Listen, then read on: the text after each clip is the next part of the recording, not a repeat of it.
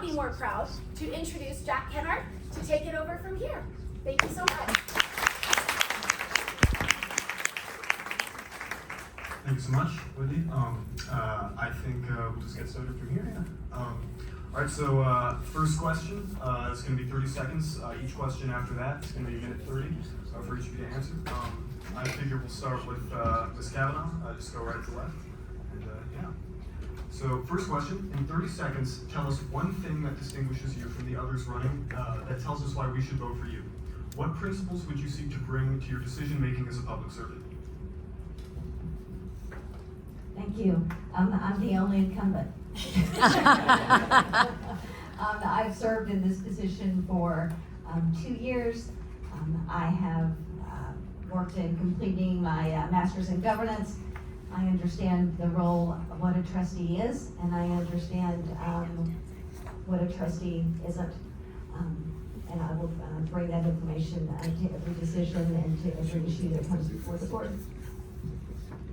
Thank you. I think my 2 terms as a city council member in Coronado stand me perfectly for sitting in the trustee seat with my feet moving forward already. The role of governance is tremendously important, and what you can do and what you can't do is something I learned very quickly at City Hall, working collaboratively with other people on my board, which at that time was the council, as well as the staff at the city, was a tremendously important skill to learn.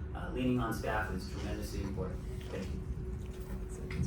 My dedication sets me apart. I have 4 kids of my own and a slew of community kids here that depend on good, sound, child-focused decisions being made. I do not take that lightly. I'm a product of public education. I want you to believe in me like I believed in my mom, who taught me what it means to work hard, and how a good public education can catapult you to the dream, to your future, and anything you wanted to do. So that's what I bring. Thank you. I think the thing that distinguishes me, for one, I have a proven record of solving contentious issues in a collaborative way. Probably one of the biggest contentious issues we've had lately is the book issue in the schools. Well, working solidly with Carl Mueller for 7 months, we now have a policy that really does both things. It allows parents to have a say. It just simply says, we don't ban books, we don't remove books, but we let you know when your child checks out a book. That's simple, and that was done. Thank you. On a scale from 1 to 10, with 1 being not familiar to 10 being very well versed, please share your degree of familiarity with public education and the California Education Code. Minute 30. I'm going to give myself a 7 because I don't know the California Education Code as well as someone who lives it and does it every day. And I'm a modest guy. I definitely have things to learn when it comes to that specifics of the code. I think what's most important about, I would give myself a 10 for, is my familiarity with my community and my school district. And I think that's the thing that kind of sets me up for success in this role. We exist at several different levels under federal, state, and county guidelines. Knowing those guidelines is hugely important for different parts of the job that come with it. And the staff at the school has done nothing but make me positive and sure that they know the rules and will keep me informed of what I need to know. I think the most important thing for me is to keep an open mind and learn and lean on folks like Renee who've been in the job. So again, I'll give myself a 7 and know at some point I'll be a 10. Thank you. Renee? Oh, we're going this way, right? Shawnee. Yeah, Shawnee. I like 7. I'm gonna go with 7 too. I like I told you before, I'm a product of public education. I have 4 kids in the schools. They all are very different, so I feel like I've learned a lot from them. I've taken a deep interest in learning our teachers' challenges and what they need and what they care about. That's something I feel personally very strongly about. I've just really humbly tried to be a listener during this time running. I've met with principals, I've met with PTO presidents, I've met with Carl more times than he probably wishes I had. I'm really trying to do my due diligence so that when elected, I will be ready to serve capably. Well, I'd say I probably have about a 9. I couldn't write it, but I can cite actual educational code, part of the research I've done for the things that I've been doing. 48-900 subparagraph I, that deals with how we discipline folks when like a student comes in and shows obscene material, how they can be disciplined. I know the code very well. I've actually spent quite a bit of time in it. Spent as much time there, probably more time studying the California budget and current legislation as well. Well, I guess we don't You guys need to be can passing listen- the you can mic. Sorry about that. I think I'm gonna be totally honest and say I would give myself a 6, because the California Education Code is so incredibly complex that as soon as you know it, it changes, and there's revisions, and there is constant change to this. So even though you go through thousands and thousands of policies and you think you have a handle on it, another aspect of it changes. So you have to constantly be on top of the policies, constantly read about the updates, and constantly think about how are those changes going to affect our school and our school district. Next question. Next question. If elected, what kind of relationship would you seek to build with the local teachers and classified union? Would you be willing to consult with teacher leadership prior to important votes? Why or why is this not important to you? This is something that's very important to me. Our teachers are our frontline caregivers of our children. I will absolutely be meeting with them. That's one thing that, as a parent, I wish the school board did more of. I wish they listened, and I wish they cared more. I know some of them do deeply, so I don't want to make an across-the-board statement, but I do know that when I, as a parent, talk to teachers, there's a lot of things that they have opinions about that seem like easy fixes to me, and that if communication was better, that they would be resolved. I respect our teachers, I respect our union leader who's here tonight, and I hope deeply to continue having a relationship with them. Okay, absolutely. The teachers are the linchpin. This is where the rubber meets the road. And right now, they're trying to get some more money. And we want to attract more teachers, and we want it to be competitive. That's why I was shocked when our board just approved a pay raise for the 2 highest paid individuals in our district. They're north of $300,000 on one, and just south of 300 on the other. And how do we do that when we've got a budget crisis? That so the bad news is we have some tough choices. I hope we'll get to some questions about that. But I just don't see how we don't listen to our teachers. They're on the front lines, and then we need to attract them with good pay and good benefits. But we do have another problem in front of us for a couple more years that we really need to address. Thank you.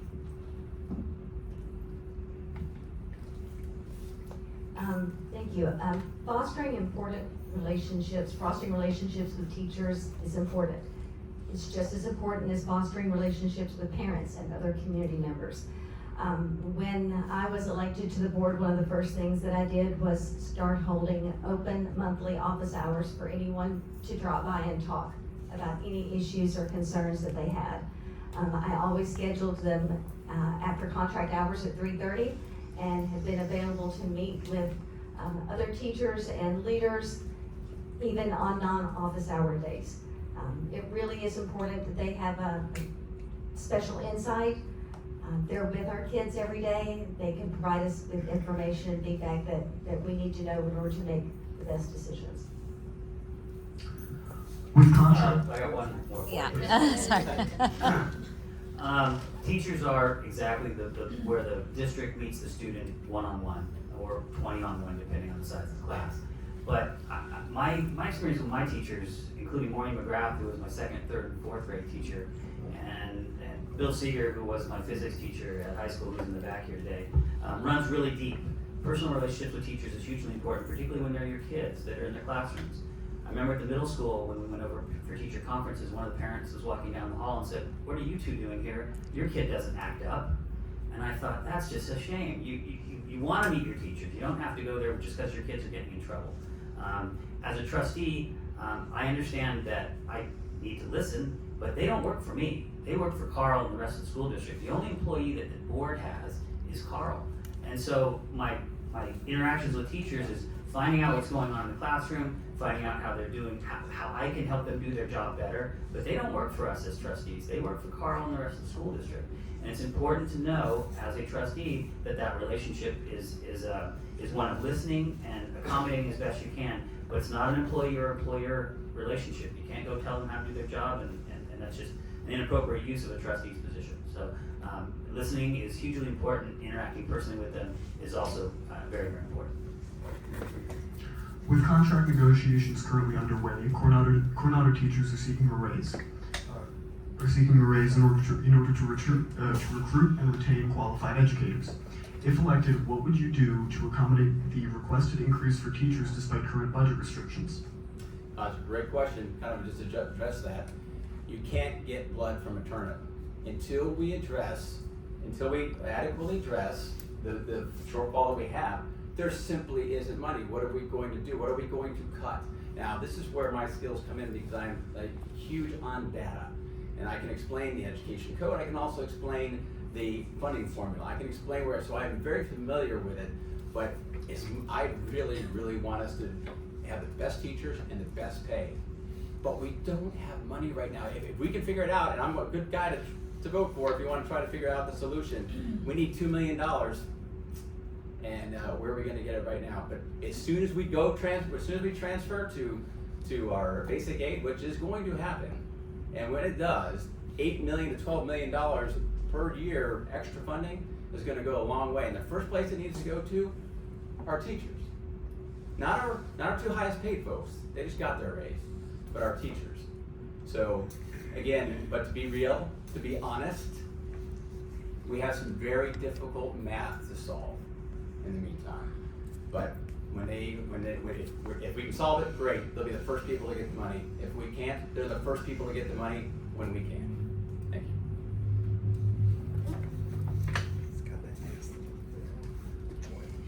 Yeah, I'm gonna say that I think I have to walk a kind of careful line here because as a sitting trustee, I cannot comment on collective bargaining agreements and the issues with the union.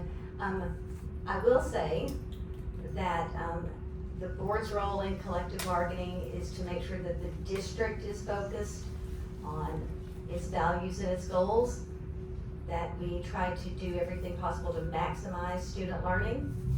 We try to maintain a positive culture. We work to ensure fair and competitive compensation while maintaining fiscal responsibility. And we try to ensure that our management team has the ability to direct the district's resources. What she said. So one of the things I think that served me well, not only as a council member, but in other aspects of leadership, including regional leadership on the San Diego side, is that I never consider myself the smartest guy in the room.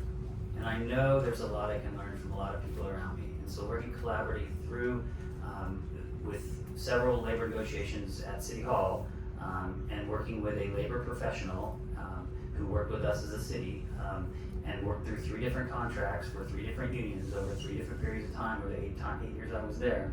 I know things are difficult, and I know demands are made, and we try to come up with the best solution for the institution and for our community, and that's what I pledged to do. When I looked at the formula for where teachers are paid, there's 2 parts to that called a loaded cost of the employee. There's the benefit side and the wages side. And we're lower on wages than San Diego and National City. We are. It's just the fact. But if you take our loaded cost to the district of each employee, we're actually pretty high on the list. So if in fact there was an ability, because you can't spend benefits at bonds on groceries, if there was an ability for them to maybe trade some benefits for some wages, I agree with my fellow candidate Fitz that there's no blood from the turnip. Was that it? And so finding a way through this negotiation is really important. And I pledge that my background at the city will help me do that. Thank you. First thing I just want to say is I think the setup of our negotiations are kind of unfortunate. It hits our teachers against our district, and I really feel like it should be more of a collaborative effort. And I hope that in future years that they do something to change the format of the negotiations. I think that would help a lot. I also think that symbolism matters. I think that finds that it's not able to pay the teachers more than they need to do what they can to support them in all the other ways for the non-monetary things that matter. You know, I know that getting things, you know, reimbursed that are damaged at school, like that's something that has been brought up that feels important. So they need to do that, or they need to, you know, I know a lot of teachers need printers in their pods at Village. Like, why are we not bending over backwards to show these people that we care for them in every way that we can until we get this pay fixed? So that's kind of my big take on it. You know, I also think that I at the last school board was disappointed that the focus was on cuts and not revenue building. I have ideas, and I just know that the teachers I care about will look at me and know that I gave my all to find more money for them. Being as specific as you can, how would you plan to balance teacher salaries with other budget commitments? And how do you plan to address the budget deficit and deal with potential budget constraints and shortfalls until the district is eligible for basic aid? Can you repeat that? That was a I think really it's long Bill. question. I think Bill would start on this one, I think. Renee. Yeah. Renee. Repeat the question, though, thank you. Yes, sir. Being as specific as you can, how would you plan to balance teacher salaries with other budget commitments? Am I first? Okay. Go ahead. Balance teacher salaries with other commitments. The budget is a complex item of which 85% plus or minus is personnel. It's the largest part of our budget. It doesn't, it affects us in huge ways if we make small changes because it is so big and such a big number. And balancing the needs of the different parts of our employee staff is also really important. You know, it's interesting that somebody brought up executive salaries. They are big all across the state. And those numbers blew me away when I started working with the city as far as what city manager salaries were and finance salaries were. Those are big numbers. I think our teachers are doing pretty well. They're not at the tops of loaded costs yet, but when you look at other needs the district has that will be fulfilled through basic aid, infrastructure improvements, raises to the students, we've got some security issues at the schools. Only 75% of the kids feel safe on campus. You get so balancing the needs of the safety, maybe some the needs for classrooms to be cool enough for kids to learn in. All of that works in terms of pulling on the strings of where we find money. And the teachers, as I said, the personnel side of the budget is already a huge part of it, 85% plus or minus. So that balancing that needs going to be difficult, but it needs to be done in a way that keeps everybody as happy as they possibly could be.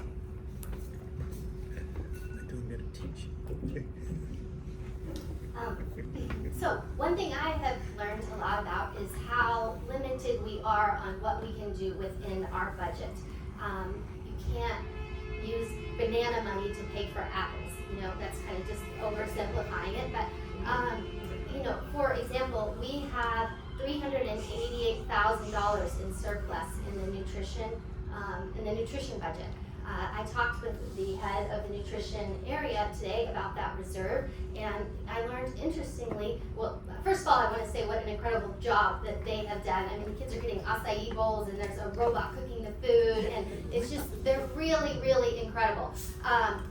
She wants to pay her employees more and is feeling a little hamstringed on how to do that. So that to me is an interesting place where we can increase salaries if we, you know, could find a creative way to do it. There's money and there's a willing person who wants to do it. You know, but we can't, I know that there's, you know, facilities, the facilities reserve fund, there's 40, 17, and 11, I believe are the ones that the teachers call, say that we should be pulling from. I talked to the superintendent this week about those funds and was told that that you can't use facilities money to pay personnel. So I'm interested in having a follow-up conversation about that because I trust these teachers. I know they know math. Obviously, they're teaching our kids. So clearly there's miscommunication and I want to understand it better. Oh, sorry. Okay, so anyone who's interested, I'm happy to spend 2 hours with you on this topic, and I can probably go to the length talking about it after minutes, so 2 minutes to go hard. As Shawnee was just rightly pointing out, we have different funding streams, and you can't cross them. Some of those enterprise budget areas where she was just talking about, we can't use them. That's difficult. We do need to work for creative solutions. So there's a few I've heard. I've investigated a lot of things. For instance, there's been some new positions created at the district office, for example. Well, wait a second, that's new staffing. Well, when you do the research, you find out that was grant money. That's grant money. That's a good, we can't use the grant money, but we can use it there. And here's where we can use it creatively. If we can find a grant, and by the way, that person finds grants, and he's been doing a pretty good job at it, so he's more than paid for his spot. But if we can find grants, or different people, so if we can find a grant, for example, where a qualified teacher, for example, could fill that frees up 1 FTE for that time. It's a small drop in the water, but when you are looking in such a tight space as we are, these are the kind of things you need to look for. And like I said, afterwards, I could spend all night talking to you about it, but it's hard, but I've done a lot of research, and it's very hard to give specifics because there's just so much to it. So thank you very much.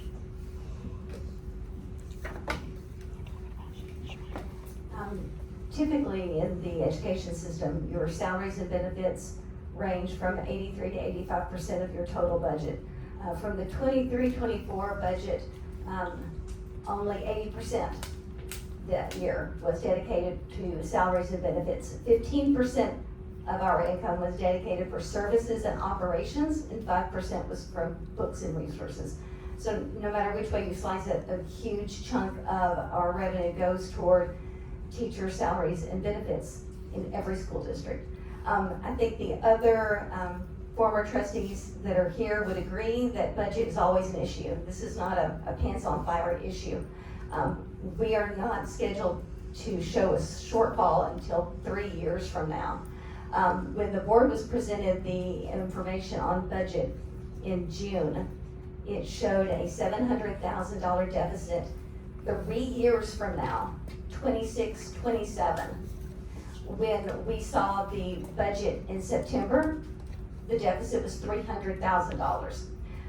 Budgets are a moving target, and budgets are based on the best information you have at that time. And as information changes, the state adopts a budget whereas it hadn't before, or a COLA increases where it didn't before, or your attendance improves where it was lower before. All of those things are changing your budget, and district has to respond to those changes. What would you do to increase the number of full-time employees in the district during your term? Renee can go first on that one. Oh, I think it would be Shawnee. Please, go ahead. Everyone has had such a hard time with my name. The last forum we had, I was called the wrong name there too, so it's a theme. So I'm not clear on why we would be looking. Is there a reason we want to increase full-time employees? Is that to? This was a question that was submitted. Oh, it was. Okay, audience question. So I guess I'll just say where I see that we could use more full-time employees. Instructional aides. Lowering our class size. We could use more teachers there. Those would be places where I would encourage more full-time employees. I know that a lot of parents feel like our district is top-heavy. Every administrator I've met seems like they wear 3 hats and are doing the jobs of multiple people, but I've heard that from so many people that I'm interested in exploring it. So I don't want to say that we should add full-time employees without knowing any other related variables. So we just added 4 full-time employees for this budget year based on what we thought would be our attendance. So we're now overstaffed by 4 FTE teachers. That's just one of the things that will affect the budget numbers that were just mentioned. The other thing that is mentioned is that while it's not a pants on fire issue, in fact, the county is now stepping in, is what they do, because when you show a red budget, i.e. a deficit in 1 of 3 years, they now step in and they say, hey, we need a plan. So Donnie Salamanca has said, and has used his budget committee, which all of us were attending, and he said, you need to help us come up with a plan to come up and save that $300,000 plus the $1.7 million they needed in community reserve. So it's not, this is not the time to be talking about adding teachers when our enrollments are down. So as long as we're within the contract, that's great, but this is not an environment where you'd be speaking about adding FTE at this point. Like I said, spoke to Downey today, we're at 4 over from what we thought we needed because our enrollments are down, and when our enrollment's down, so is our funding. Thank you. Just to be clear, the county office of ed is not coming in to take over our board just yet. Didn't say that. The data drives administrators' decisions. How many students we have, in which grade levels, what content area specialists do we need at the secondary level. All of those decisions are driven by data. Enrollment is a projection of what we best think, and sometimes over the summer students move, sometimes more military students move into the area. Sometimes classrooms have to be added after the first day of school. So no matter how well you try to plan your budget and your estimates, it's just information that you have at that time. The County Office of Education is going to want to see a plan. They're going to want to see our district come up with a plan. What plan do we have to try to bridge that gap and not be in the deficit? They don't want to come in. They're not going to come in unless we don't take some kind of action and we don't have some kind of plan. I know administrators are working now on ways to increase revenue and to find efficiencies. So I feel confident that they will be able to do that. They'll be able to show the county office that there is a plan in place, and as new information becomes available, our plan will change to adjust that.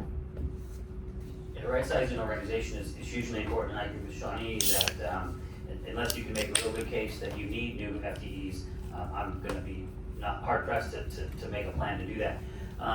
As I started to learn about the city versus the school, I was struck by some similarities. Our general fund budget is right around $60 million, and I'm plus or minusing this, for both organizations. That $60 million for the city serves about 26,000 residents and does that with 240 employees, plus or minus, it's seasonal. On the school district side, instead of 26,000, there's actually 2,700. Take a zero off, and there's double the number of employees at a similar budget level. So that's been a fascinating thing to learn about each student. The student to employee ratio is significantly different at the school district, obviously, than it is at the city. And so as I compare the organizations and learn more about how the school district works, that particular stat kind of really got my attention when I was meeting with Donnie and Carl.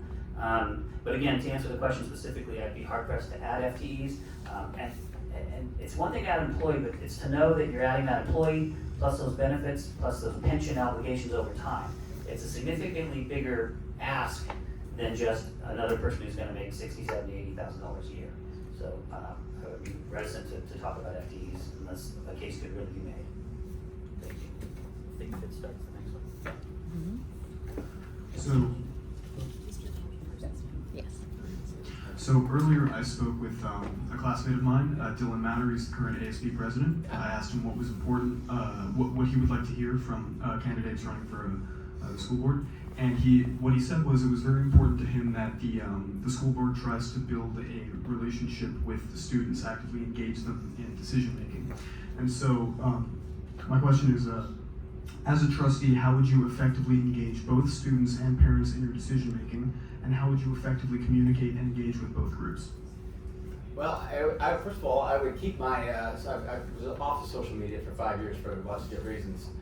But I've now jumped back into social media for all the good reasons, and I think I will keep that up as an elected representative to open that, my website, so people can actually reach me very easily. As a former Navy F-18 squadron commander, I know the value of getting in and talking to the folks that are doing all the work. That's not just the teachers, but it's the students. I have a student, my third one going through the high school right now. I've been a coach in this community for 13 years. I've coached most of these boys. I go to all the games. I'm easy to talk to, and I engage regularly. So that's absolutely critical. And one of the ways I'll do it is we call it leadership by walking around. So to the extent that I can get on the campus, I was a board member for Young Life. I mentor young men. I have been doing it for 13 years. I'm also I'm on the board of the Brit Foundation, which was named after a young Navy SEAL that I was mentoring who was killed. But now we inspire kids to achieve higher by going places like Colorado to do ice climbing and all things like that. So I hope to bring them all back alive. But the point is engagement with people and the students is very important, and I'm used to doing that. Thank you.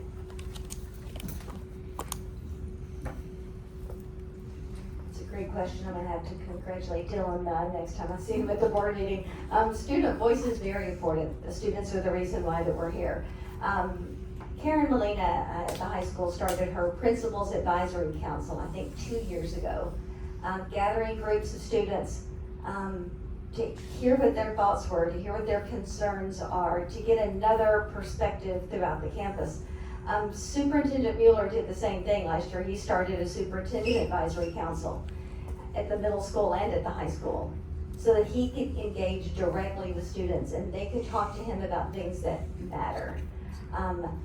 I don't know, and I can't really envision how a board's role would be in that unless it is, maybe if I could be invited to some principal advisory council meetings or sit in on some of the superintendent advisory council meetings, or perhaps have a couple of board advisory councils that students could drop in and talk about.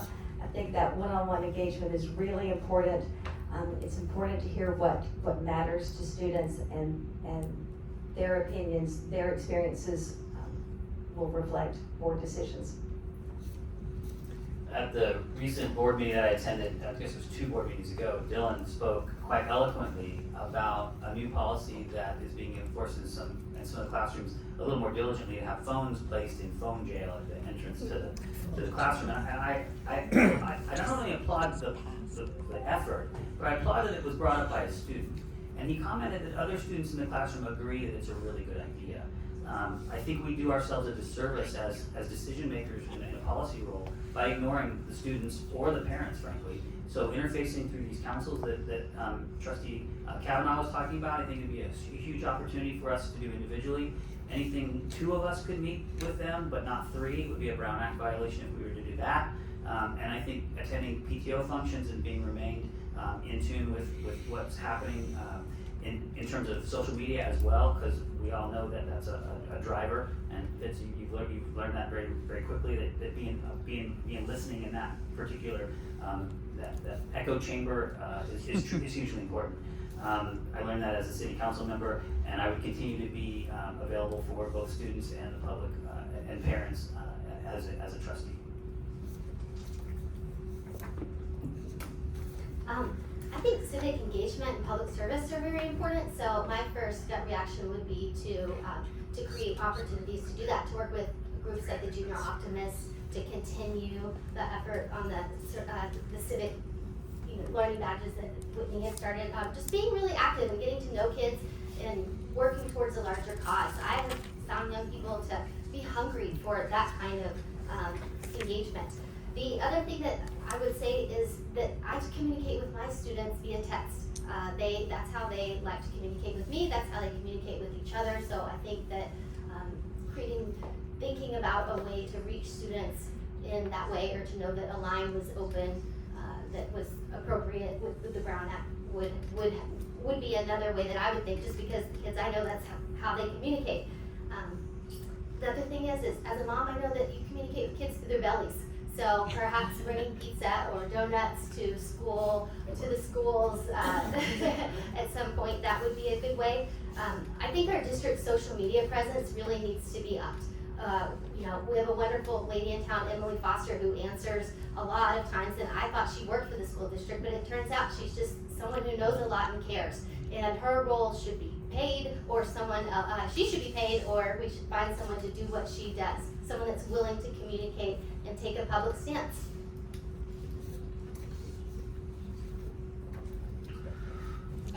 In 2020, voters in Berkeley approved a measure that allowed students aged 16 to 17 to vote in school board elections. Additionally, some districts have created elected student trustee positions, and they're elected by their fellow students. What are your thoughts? Would you be open to these measures in Coronado schools? CHS. I think it's Renee. Okay, can you say that again? So in 2020, voters in Berkeley passed a measure allowing students aged 16 to 17 to vote in school board elections. And additionally, other districts have created student trustee positions elected by their fellow students. Would you be open to these ideas in Coronado schools?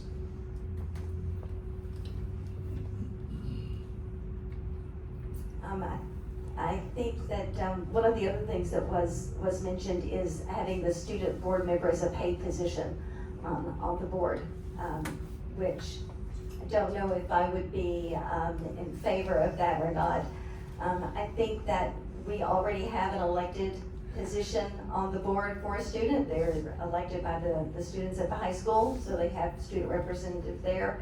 I wouldn't be opposed to expanding the student representatives on the school board from 1 to 2, if that would be needed. I would have to give some thought to allowing 16 to 17-year-olds to vote in school board elections. I don't think I really know enough about that to have an opinion on that yet. Jack, did you run against Dylan for the position on school board? No. You did not? That would be a good That spot. was Scotland. That was Scotland. Was the other, Scotland. was two candidates for that? I have, Can you clarify the question again? 'Cause we're not sure. So, Are you saying for like that they should have a voice in voting who is So- on the school board, or they should have a voice in who gets to be the representative on the board? So there are two parts to the question. The first question asks if you agree with the idea of allowing students aged 16 to 17 to vote in school board election for school board members. That's the first part. And the second measure, or the second question, refers to So they whether would get a separate ballot, they get a separate ballot? for school board members. Yes. so I'm kind of surprised that the state of California didn't constitutionally say that's just not gonna work, because there's no way to work them into the registered voter rolls and have them participate. Again, I find it a little bit odd, but then again, Berkeley's been known for things like that. I do admire the opportunity to allow younger folks to participate. I wouldn't do it officially through a ballot, but I certainly would have outreach to that age group, give them an opportunity to have a voice, perhaps even a forum such as this at a high school assembly, frankly, where the kids could really come up with the tougher questions for us that really would give them an opportunity one-on-one. So I'm all about participating in a dialogue, but I'd be hard pressed to A, constitutionally, and B, practically finding a way for 16 and 17-year-olds who are not registered voters to actually vote in an election. I functionally don't know how that would work, and I have all sorts of questions. But I do like the idea of engaging them. If we trust them to drive, then I think it's an idea worth considering. I also think that it would let them gain real world skills and understand the importance of voting in elections in a way on a smaller scale that prepares them for the next year. We have to have voters. Our people, we don't get voters, we don't have a democracy. So, are we teaching that in school? Are we, how do we build that experience? So I would lean more towards, let's figure this out, and less towards, they're too young and I don't know how it would happen. I gotta say, I think Bill kind of nailed this one. I'm not sure how this gets executed. I think there's kind of a general agreement across the board here. It's the intention of the question is excellent. The execution piece probably very difficult, and I think my fellow candidates up here have already suggested some really good ways we could maybe turn it into something else to encourage that engagement. You're up there today. That's fantastic. You've already learned a lot from this experience. You've already put a lot of effort into it. We have a student representative. There are other ways to get that education. As far as the voting piece, that's probably very, very tricky.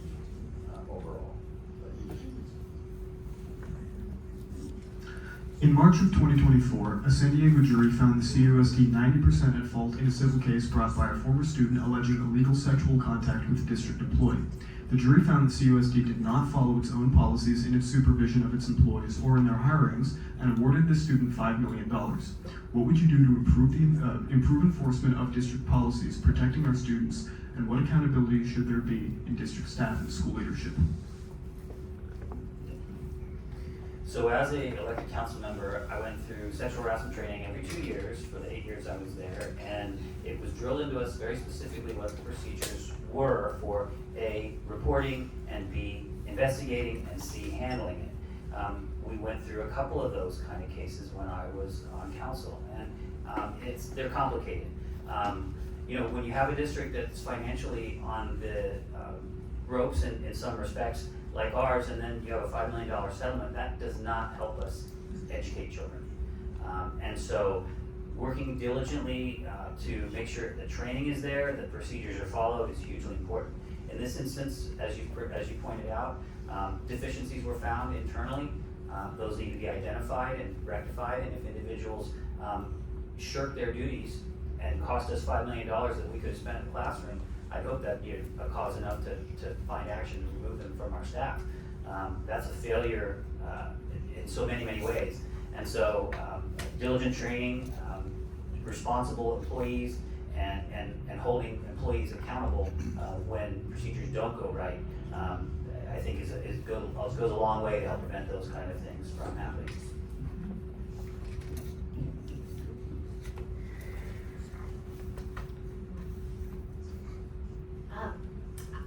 Reining in HR and clarifying our priorities and making sure we make hiring decisions that are in line with our community values is something that I feel really strongly about.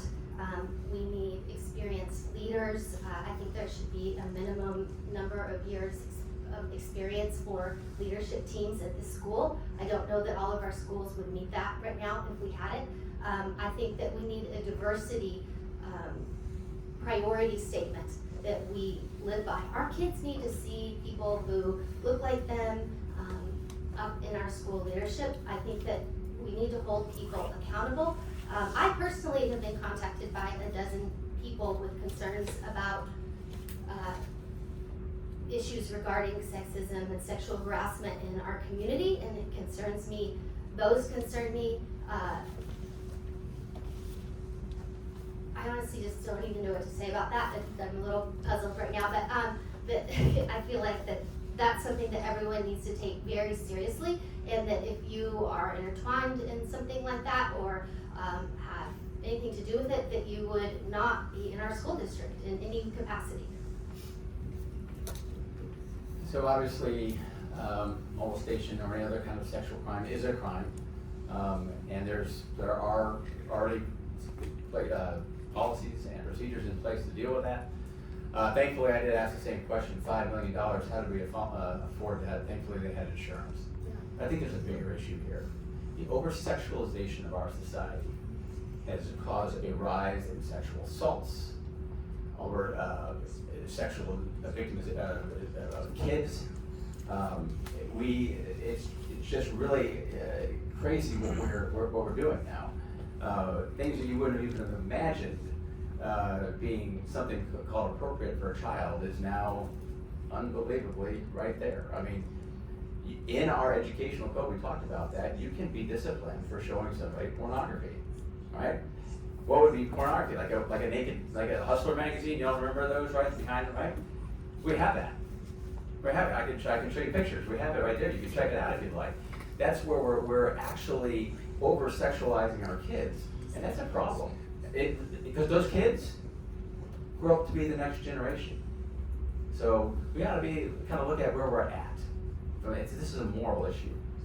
You know, sexual assault, sexual crimes, it's a moral issue. We ought to take a look at that. I'm willing to discuss it further. Thank you.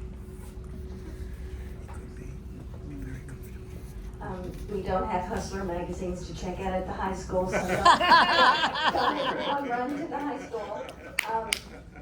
Again, I feel a little uncomfortable. I feel like this is an inappropriate question for me to address as a civic board member. There's confidentiality issues. This case was taken back on appeal, and from what I understand, is still in the process, so I will not comment on that.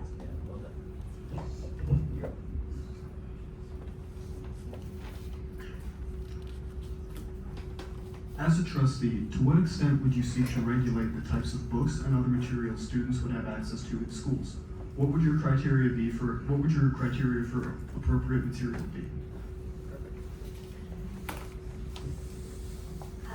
We have a system in place for doing this already. I think it's creating a problem out of a non-existing issue to even be thinking about it. I also think it shows a lack of humanizing the people in our district. Did you all know that the middle school librarian interviews every single student who comes in there and creates a personalized reading list for each one of them? And did you know that as much admiration that I have for her, that she speaks with that kind of admiration for the other librarians? I know the elementary school librarian is a mom. I know she has a great set of values. I, as a parent, welcome opportunities to talk with my kids about things. We went to Europe this summer. I read Mouse with them. I don't want overreaching school board members banning our books. I don't want it. And I will stand up for it.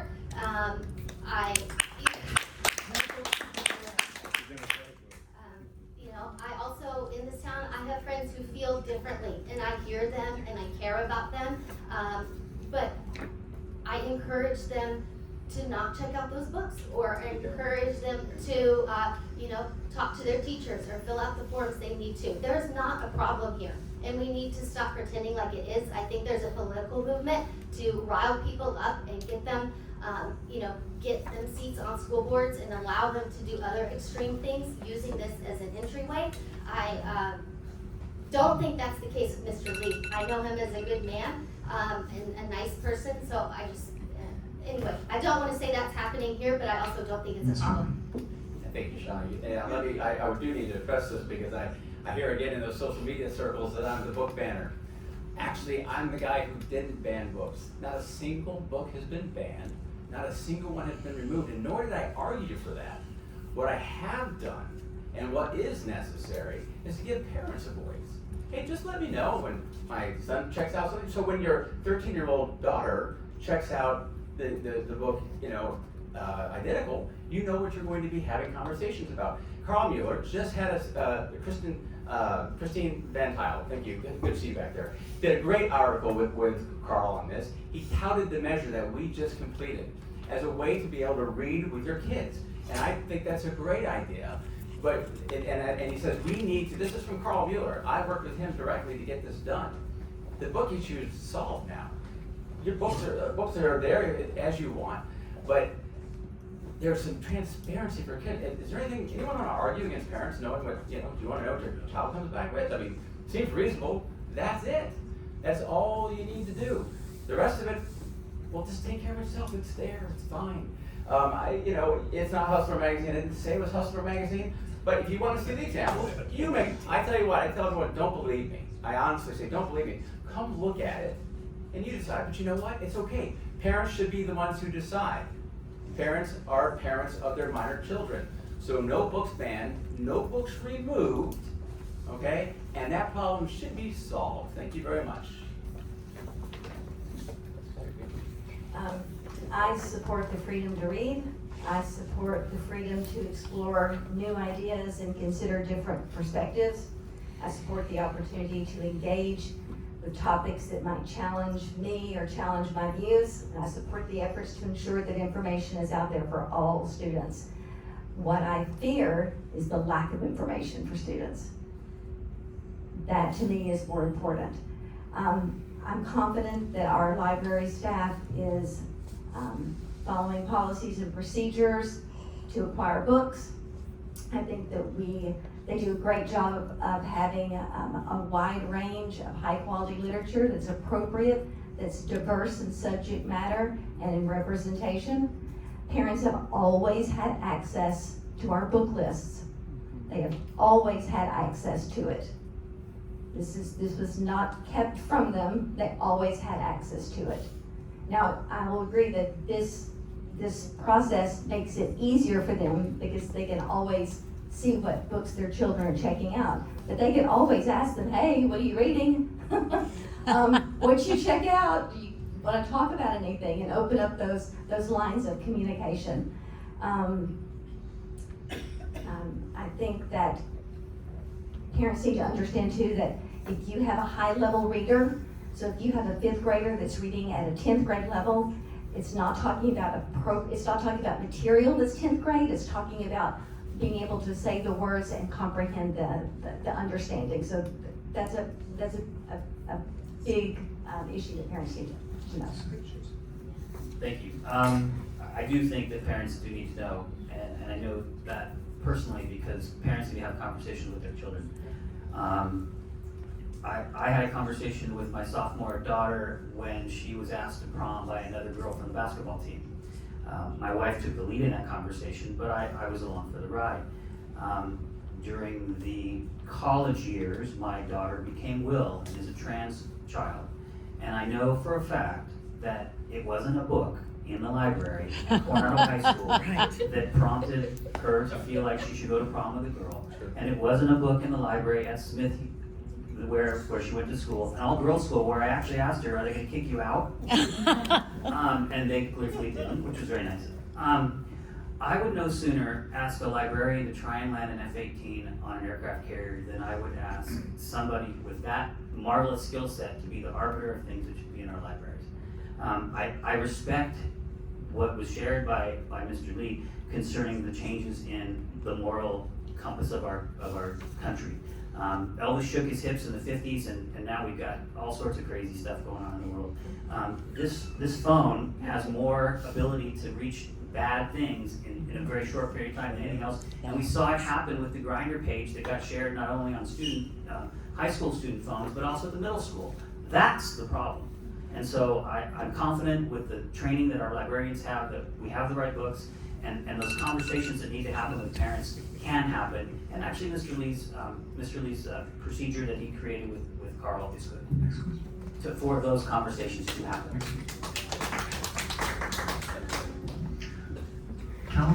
California recently passed AB 1955, the School Safety Act, which prohibits school districts from outing LGBT students to their families and others without their consent. Do you agree with this law? Why or why not? I think it's me. Shawnee. I 140% agree with this law. Outing people is dangerous, full stop. It's also now illegal for this, it will be once it's enacted and put into place for schools to do that. This is not a topic of further discussion for me. It's very black and white.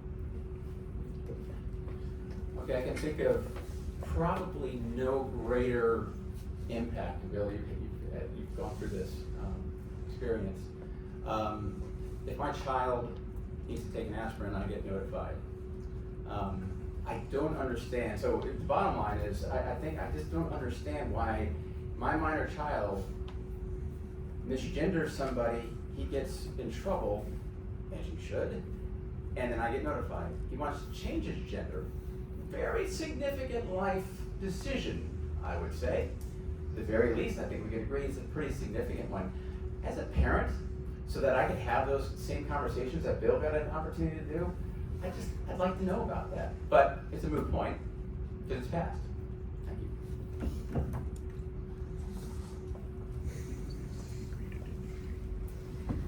The safety and well-being of students is our top priority in the district. I would hope that every child has a loving, caring, supportive family member or adult to turn to talk to things. The fact of the matter is, some don't. If a student requests that a local education agency change their gender preference, we have to honor that, or we could be sued for discrimination. Parents don't have the right to be informed without a student's consent. That's the mandate, that's the law. As a trustee, I support and will follow all the laws and mandates. If someone doesn't like that law, then they need to go and get it changed. But it's my responsibility to follow those laws. I answered this question on a Union Tribune candidate poll, very similar to the way Renee just did. Follow the law, period, okay? And then you would hope that parents, when they see perhaps clothing changes or other physical manifestations of things that are different, they would approach their child and talk about that. I met a young man this summer whose parents threw him out of the house. And I felt for the guy who I had him do some yard work at our house while he stayed here in San Diego. He was able to keep his scholarship at Northeastern, even though he changed genders and could no longer run as a female for the track team. But Northeastern let him stay as a student, a stand-up guy. Statistics prove LGBTQ youth are at elevated risk for bullying and violence, victimization, mental health problems, drug and alcohol use, exhibiting poor performance in school. Okay, these people need help, compassion, and understanding. They don't need to be forced into situations where they're going to act out in bad ways or have misunderstandings with parents or relatives that are going to push them to possible self-harm. This community experienced a suicide of a middle school age student a couple years ago who was in a situation similar to this. And I simply am not going to have any policy-making influence on anything that's going to cause problems like that, period. One critical responsibility of the school board is oversight of the superintendent. If elected, what would you do to provide effective oversight of the superintendent and the administration? Would you be willing to make any concerns public? I think it's Fitz. Mr. Lee. Again, that's, okay. It's your turn. Actually, I think it's Renee. Yeah, I thought it was Because I went Renee. last. Yeah, I thought Oh. I, No, yeah. you said that one. I believe I Connie went spoke first, first. then you Oh, okay, shared. all right. Yeah, so, well, I've been working with Carl one-on-one for the last 7 months. It is our responsibility, this is a governing board, governance board. They approve the budget. They hire and fire 2 individuals who were already discussed, the deputy and the superintendent. So oversight's great, but you know what, I've enjoyed working with Carl. I've got a good relationship with him, an excellent relationship with Donnie Salamanca. These 2 guys are pretty top notch. So, but we have oversight. And where I had an issue with Carl, we hashed it out for 7 months and then got a solution. And again, good public policy is one in which probably both sides are a little disappointed. So, and I think that's the case of what Carl and I were able to achieve. So yeah, we oversight, we're the oversight, that's a board, it's a governing board, so we'll have that oversight, but we're lucky to have 2 individuals that are pretty solid. The superintendent's contract specifically states how his performance will be evaluated. There are criteria that he has to meet. Their yearly goals are crafted. We review those annually. It's a performance evaluation, so there's confidentiality issues tied into that. But his contract and the deputy superintendent's contract is on the website to view and review. Any feedback that we get from community members as far as where they want to see focus or increased efforts can be brought forward and can be listed as one of the yearly goals and have check-ins to meet those goals. So. Thank you, Renee. As with any employee in any organization, HR reviews, regular HR reviews are important and they need to be documented. And so as a council member, we worked collaboratively, the mayor and the 4 council members, to review the city manager's performance on an annual basis, and particularly more attention at contract times when those contract times were up. I think that experience was very enlightening. We would meet privately without the employee in the room and come up with some things that we thought needed improvement or things we could ask about. And then he or she, kind of, because Tina came towards the end of my time on council, we would discuss those things and we would document those things and make those goals that we were expecting from Blair or Tina in the coming year or 2 years, depending on the contract length. So that process is tried and true. Renee described it in a very matter-of-fact contractual way, which is exactly how it should be handled. And to your question, it does involve personnel matters, and there is confidentiality that's necessary as part of that process. But holding the workers, the two workers that are ours accountable to us is our role as a governing member of the body. I too, like Carlin, have a good relationship with him. That being said, I do not think he would tell you that I am slow to critique his work. So I think that continuing to be an outspoken advocate for children is the thing that I would do. If he's making a decision that I feel is not child focused, I will tell him. Full stop, always, every time. I think that setting clear criteria and having yearly meetings, I think that's a great system. First couple of times I met him, I was struck by his charisma, and I thought to myself, wow, this is a man who could draw you and convince you to get on his agenda, and that I need to maintain some space and boundaries with him so that I can make sound decisions and have clear-headed thinking and, make sure that I'm again doing my due diligence. I think we should ask other individuals to have input. I know with things like, changing situations at the district office, he sees those people. It's a lot harder for him to reduce their salaries or cut their roles than it is for an instructional aide at Village that he might not know, who is more important to the children of our district, perhaps on a daily basis. So that's something that is important to me. I also think we should reach out to other outside professionals. We have some unfavorable leases on some property near Tidelands. I want to know why we haven't had financial advisors look at that and help us understand the cost benefit of holding on to that handcuffed property. So that's something else I would do. So I spoke with Mr. Mueller earlier, and I asked him if he had any questions, anything he thought should be brought up. And his question was, board trustees often inherit plans and visions created by previous boards. For example, the Bridge to Basic Aid for CUSD, which was originally implemented nearly a decade ago. If you as a new trustee found yourself in disagreement with a plan or vision of the board, how would you go about trying to have your vision implemented? I believe Ms. Kavanaugh is first on that.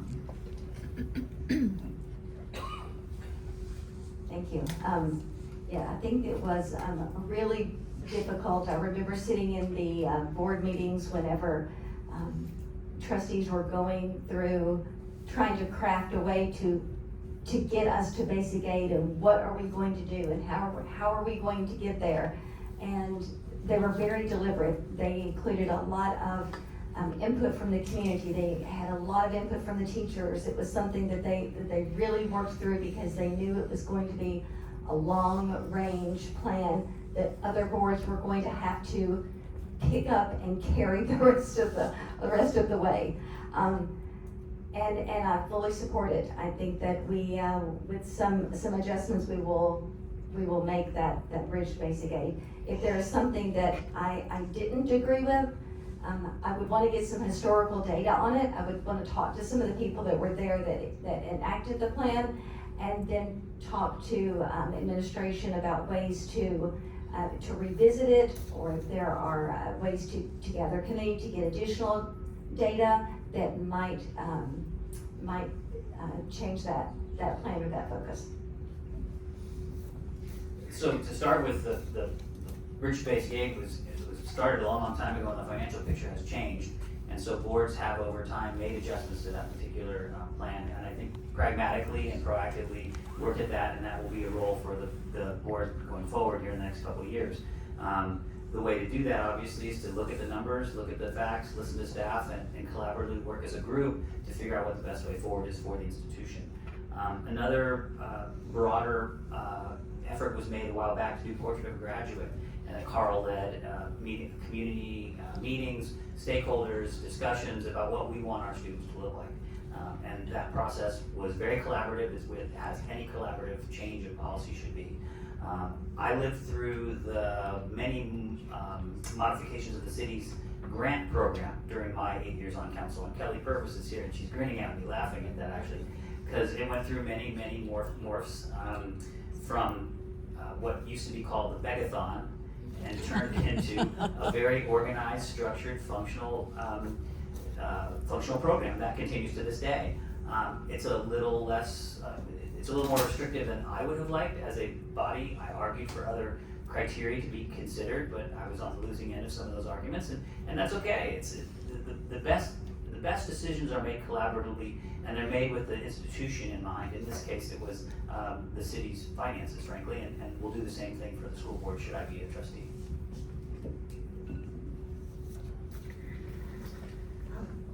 I believe you should have respect for precedent and for understanding what happened and why it did. I certainly have grown as a citizen and a parent from conversations with former board members like Dr. Helen Anderson-Cruz over there. She taught me a lot specifically about, how the 4x4 was created. I personally, in looking for solutions to some budget problems, am interested in possibly a facilities bond for air conditioning, and she told me about what a terror, an awful situation that was. So, if I decide to take that knowledge that she so honestly chose to give me and that experience that she had and to honor it, then I think that's a respectable decision. If I decide to say, you know what, I know it was awful for you, but I care about these kids so much and I want that basic aid money to go to programming and more things that affect kids, then by golly, I'm gonna try that. I'm gonna try to get that bond. So I think that there's room for a healthy respect for the precedent that was set, and also with understanding that you were the one who was elected. The people who put us in, the school board members in those seats did so because they trusted their decision making and they saw something in you that they believe in. And that might be a little bit of gumption, which is what I have. Well, two parts to the question from Carl there. One was the vision, I think, for and there's an opportunity. In fact, Shawnee brought up at the last meeting, there's an opportunity to shape the future for this next coming board because it's gonna happen. We're going to get the basic aid. The trick is though, I think we're falling short. I mean, I have spent hours and hours. I would encourage anybody, Donnie Salamanca and his budget team, he's opened it up every month. Any and all ideas welcome. I can tell you it's very complex, but sometimes it's those one-offs, you're like, I can think of that. And maybe we can do something. We're really in a tough spot right now. And it takes a lot of time, more than 2 minutes to talk about it, and happy to do so. But the vision for the next is, the next board is going to be able to help guide. But I think most of us are agreed up here, not all of us, I think. We understand that it's about the students first. But that's the easy part. How do you make that happen? How do you turn that into results? So as far as it goes right now, we've got the current budget. We have it. Doesn't matter what you think about it. It is what it is. It's designed that way, and totally support it. But the next board will be able to help shape the good news that's coming down the road. So earlier today, I spoke with Ms. Belong, who is a teacher at the high school. She's the ASB advisor, about what anything she would like to hear from the candidates. And what she expressed to me, she reminded me of before my freshman year, how the controversy about the 4x4 schedule, how there was near universal opposition from the teaching staff about the implementation of the 4x4 schedule. And so I guess in regards to the 4x4 schedule, what are your opinions on it? And as a trustee, would you have any intentions to change it? Mr. Sankey, you can go first. I think learning through the process of what everybody was afraid of, and now the actual implementation of it, I don't think it has turned out quite as bad as everyone had thought. As a council member, I remember it being never too early to overreact in Coronado. And in this instance, I think there are still maybe some policy tweaks that might happen. I would have to personally do a little more research on it. Working with Nicole when my daughter was on ASB was an absolute treasure, so I'm super glad you talked to her. She is really, really a great institutional part of our district. She's got more energy in her pinky finger than I've got my whole body. She's wonderful and great with the kids. But anyway, so on the specifics of the 4x4, I would look for the parts of it that maybe need some help, and if we have an ability at our level of governance to work on that in creating some sort of bridge between any of the teachers that are having some issues with it and the administrative side of how we would implement those changes. I'd have to be a part of that process.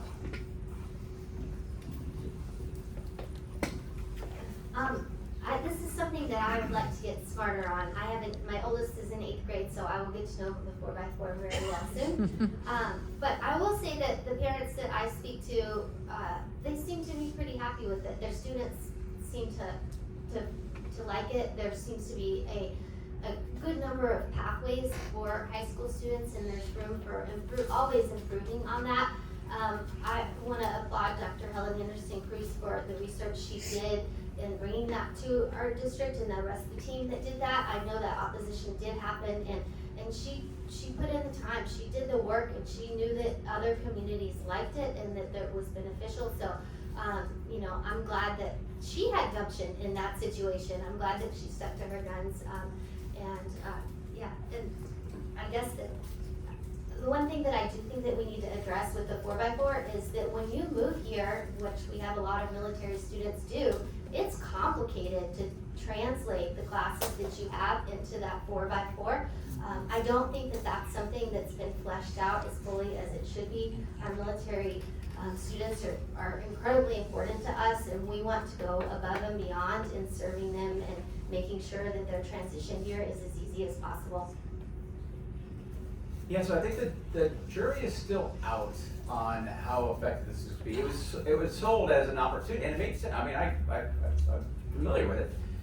For those who are talented students, they could excel more, they could take more classes, they could, that was good. And for those who are struggling, they had more opportunities. At least this is how I understood it, to in fact take classes over again. So on paper, it looks all right. My son's going through it. I will tell you what I have. The problems I've seen myself, I think the jury's still out.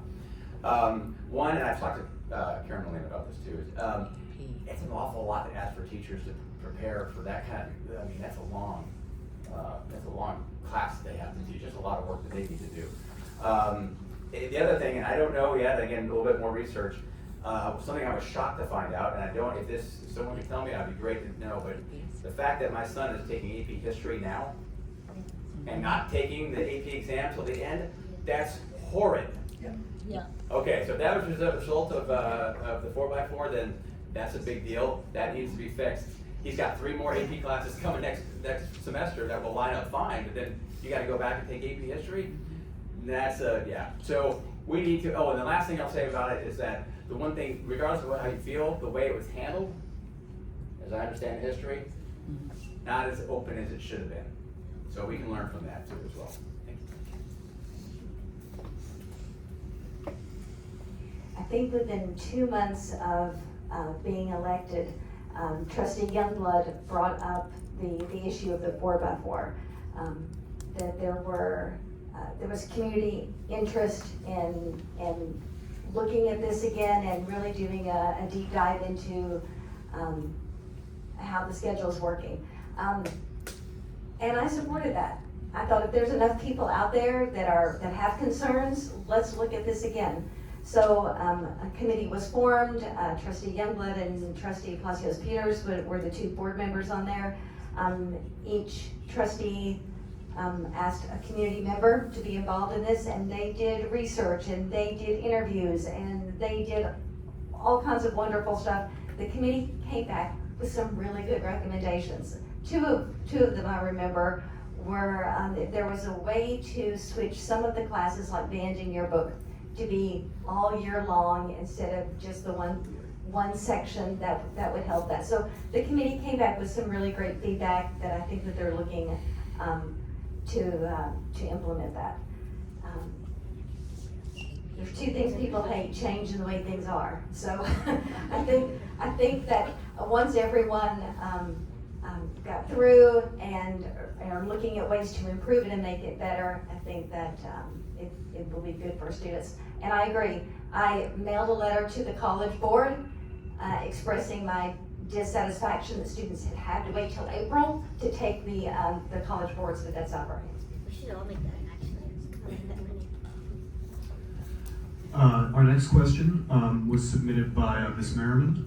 Candidates had the candidates were emailed and had the opportunity to present questions to their fellow candidates, and so. Yes, I didn't get that email. So the question from Ms. Merriman is, my question is related to communication and accessibility. How would you, as a trustee, facilitate strong communication with teachers, students, and parents? Do you think the board currently has an adequate system in place for both following the Brown Act and being in contact with families and the people who elect them? I have had interactions with the city council and our school district. I have had no complications interacting with our city council. I have a lot of complications interacting with our school board. I think that they use the Brown Act as a shield more than they should. I think that communication is very important. I read in the newspaper article Renee saying she wanted to hear from families, but I know I reached out to her this summer. I know a handful of other families reached out to her and we didn't get an email back. I had a problem with Casey Tanaka, not a problem with him, I had a problem that I was dealing with. I reached out to him. Within 2 hours, I got an email back and my problem was solved a couple of weeks later. When I said thank you to him, he said, one of the joys of living in a small community is that we get to, that you can know your leaders, that you can have conversations with them, that they can help you. That's something I feel really strongly about. When I felt strongly about something, my school board was not accessible, and I will do better. I want you guys to know that. I will, I've been told we need a stronger social media presence. Someone needs to be communicating what's happening on the school board. The meetings are at 4 p.m. That's a terrible time for parents.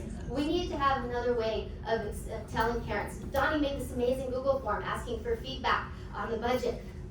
It wasn't sent out anywhere. Like he's yelling from under a bell jar. Like it doesn't make any sense to me. We have to talk to each other. We have to communicate better.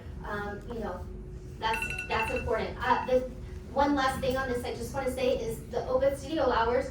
If you go to the district website, they haven't been updated since 2021 or 2022. So, that's important too.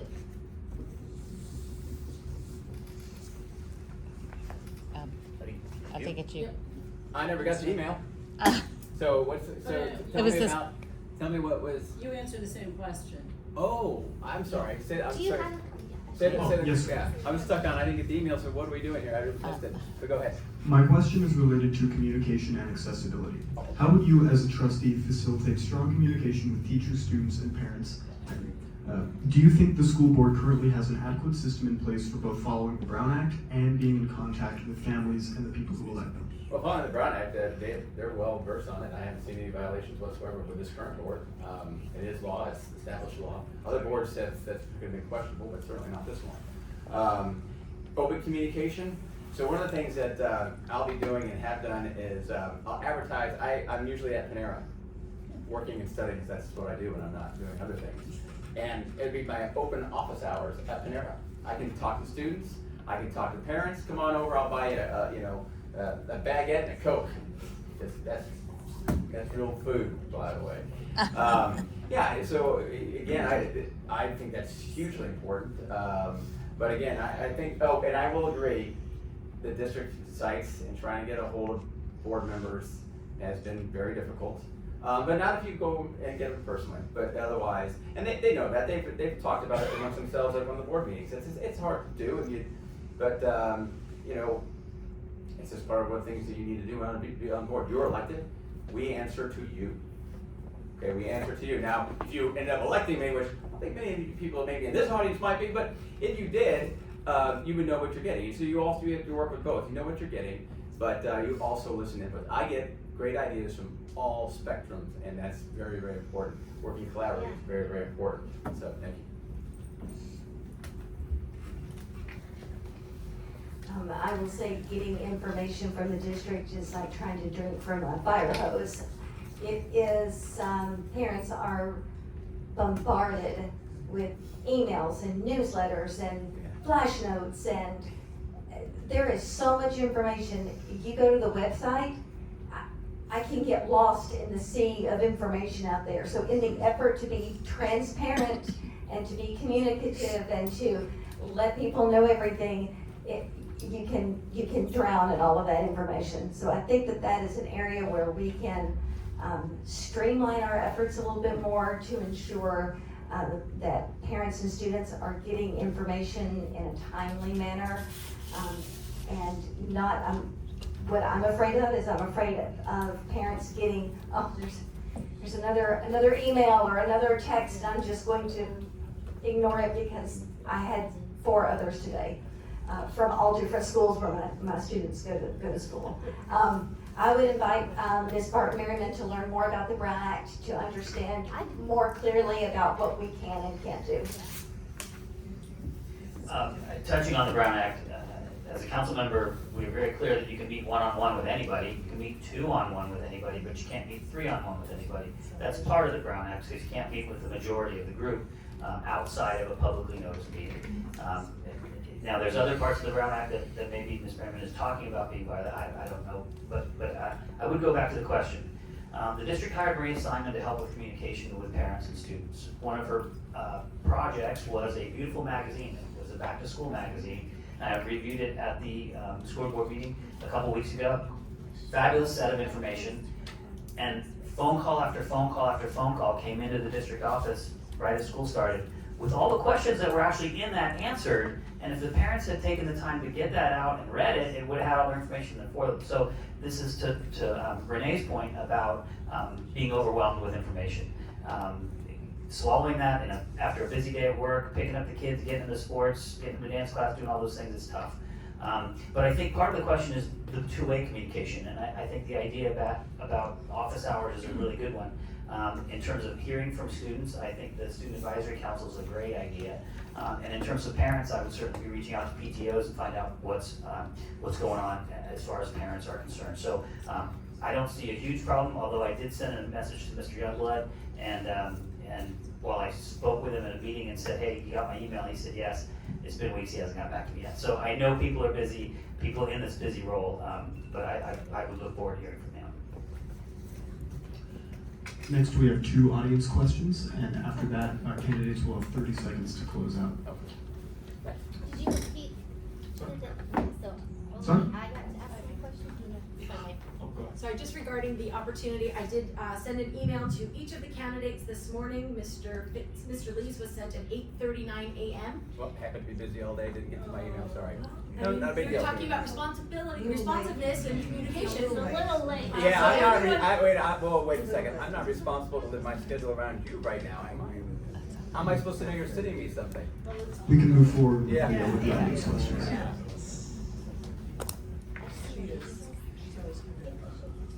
So the first one. I didn't see it either. Okay, so I wasn't alone. No, I'm It's not. okay, it's okay. Okay. Just, you know what, let's just So- keep Let's just going. move on. Keep going. Keep going.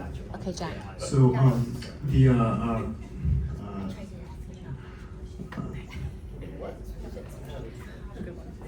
so what would as a trustee, what would if elected, what would you do to in a situation? A few weeks ago there were several anti-Semitic flyers placed around the middle school. As a trustee, what would you do to confront things like that? Mr. Lee, you can start on that. All right, there's absolutely no place for that. 0, none.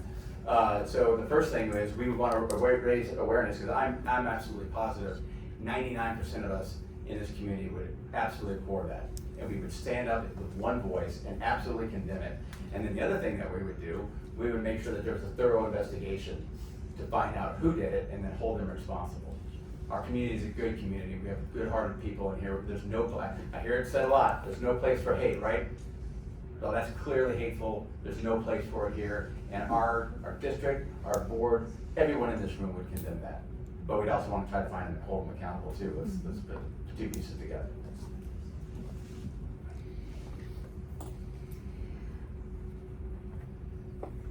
I'm going to do an if situation, okay? My understanding is that none of the students picked up the flyers and reported to an administrator that they felt threatened. My understanding is that no teacher had a flyer put on their car and they brought it to the administration and said, this is not right. we're responsible for what happens on campus. So if a student brought that concern to us, even if it was on their car or they picked it up on the way into school and they felt threatened, they felt unsafe, and brought it to our attention, we have a duty to respond. Health and safety of our students is number one.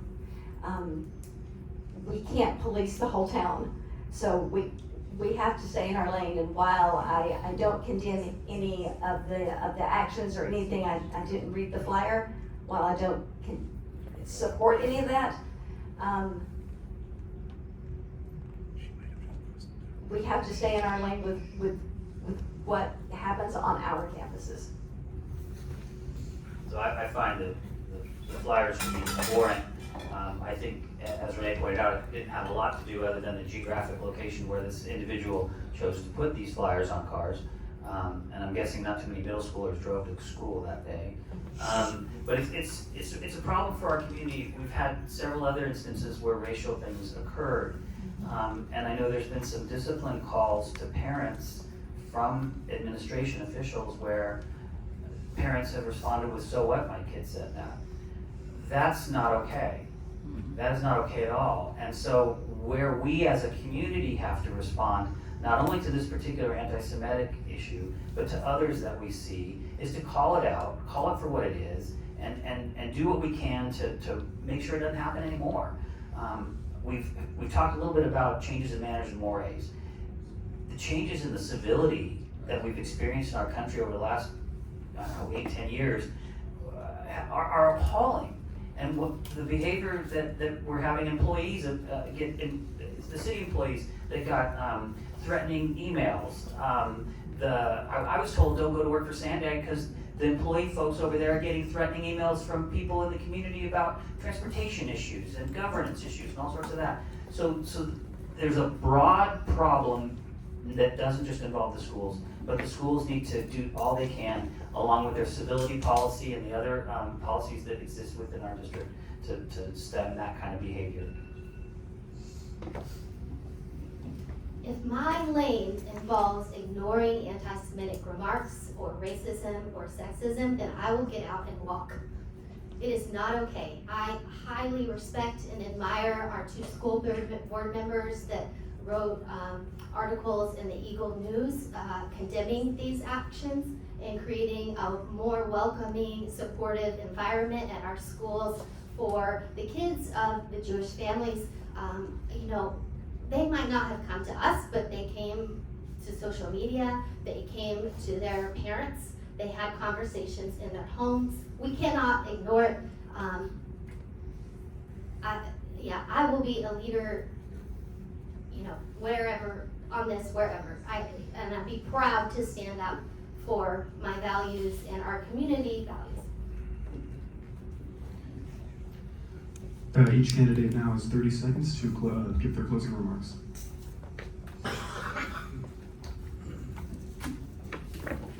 Thank you. We talked a lot about positive things and challenges in our school district, and I wanted to end with something that's a real positive for our school district that our administration and our teachers have done a remarkable job with, and that is the outreach that we've had to the military. I'm not sure if people in the room know that our district has been the recipient of 8 DoDEA grants, Department of Defense grants, totaling almost $12 million since 2009 for our school district. That includes materials, that includes professional development, subject-specific speakers. Mr. Sankey can It's time. When I got elected to council, my mom was in the process of passing away. She had lung problems related to her smoking, and I went by to see her one day, and if you knew my mom, she did not use the word mess. She used the F word. But my mom said, "Don't mess up the schools." And I said, "Mom, I'm not on the school board, I'm on the city council." "I don't care, don't up the schools." So when I saw one candidate for 2 spots on Tuesday before a Friday filing deadline, I said I can help, and that's why I stepped up. Ms. Mayor. I've heard a lot in this town that we need that people wish that we could stop recycling leaders and that someone new would step up. Well, I am here. I'm here to do that. I've spent my life working with kids. I started out as, my first real job was as a counselor at a camp for kids with chronic illnesses and physical disabilities. I'm a professor and a mom now, and I care about kids. And if you walk away from this, I want you to know that that's my driving vision, and that I will work really hard to make sure every decision is child focused. So if you want to know more about me, please go to www.electitslee.com. I don't want to take the 30 seconds just to talk about something that you've brought up before, and it's really important. We need to change the level of discourse. And I consider it a privilege to be up here with all of these candidates. We actually do get along very well, very gracious. We have differences of opinion, but we don't have to do it disagreeably, and we don't. And I'm sure that'll continue all the way to the end. And I'm very proud to stand with these folks, and thank you all for being very kind to me as well. I appreciate that.